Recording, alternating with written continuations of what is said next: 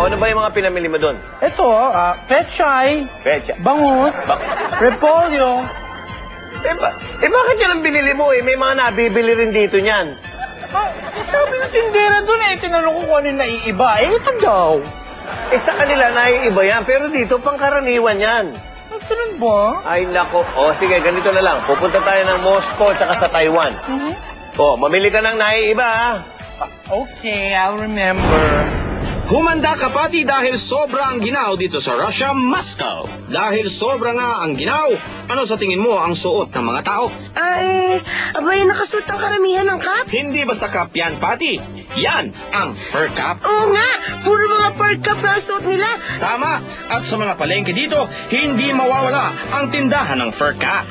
Ang daming pagpipilian, kuya. Oo, iba-ibang hugis, kulay at quality ng fur cap ang makikita. Ito ang best quality fox fur cap. Mula sa Fox ba yan? Oo. Sa katunayan, iba-ibang animal furs ang tinda rito at pwede ring baguhin ang forma. Hindi lang caps ang tinda rito. Ano yan? Barbecue? Gusto ko niyan, kuya. Parang ang barbecue dahil iniihaw. Ang tawag dito ay shashlik. Sikat itong snack sa Russia. Ano ang nilalagay, kuya? Paminta o asin lang ang nilalagay sa beef at binabarbecue nga. Tapos na. Ay, simple lang pala. Oo, pero napakasarap nito at masustansya. Katakam-takam nga. Kuya, nagugutom na ako tuloy. Tignan mo, umuusok pa. Sa malamig na lugar tulad ng Russia, masarap kumain ng mainit na shashlik. Teka, flag ba ng Russia yan? Korean flag yan. Ano kaya ang ginagawa niyan dito sa Russia? Aba, may stall din ang mga Korean sa palengke. Ano bang tinitinda dito, kuya? Mga Korean food at tsaka mga products. Tulad ng mga cosmetics. Iba-iba mga tinda. May scrubbing bath towel pa. Ano ba pinakasikat na product import ng Korea, kuya?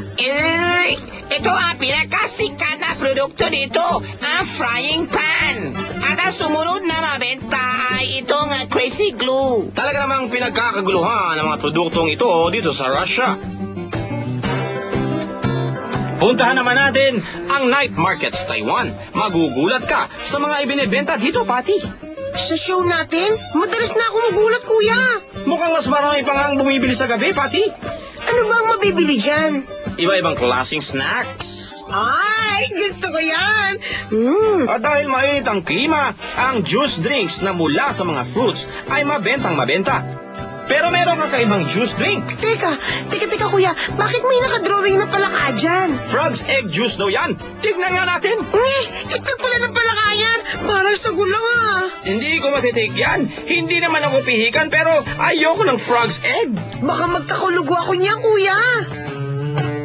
Hindi frog's eggs yan. Yan ay tropical fruit berries. Tawag lang yun.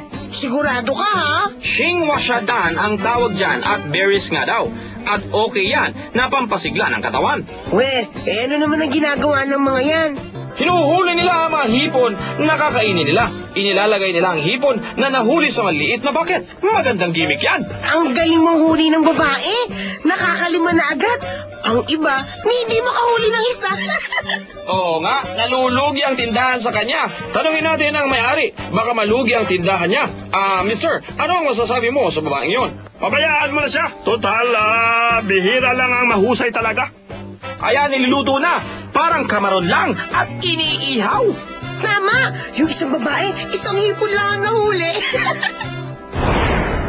Okay, alam ko bakit kayo pumapalagpak kasi it's magic time. You Yeah. like magic? Yeah! Ito yung mga magic na pwedeng gawin nyo sa mga friends nyo. Okay? Simple lang ang magic natin. Supot lang. Wala ha, supot. Ano ba, pet? Ito. Okay, soft drinks. Okay. Ayan ha, tingnan nyo ha. Nilagay ko yung soft drinks sa supot. Gusto nyo mawala?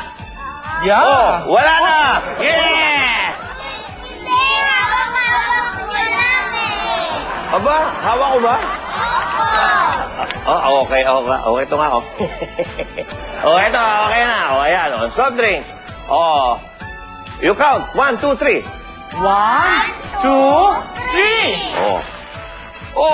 Wala na! Yeah! Ano? Gano'n. Nagulat. Yan, okay.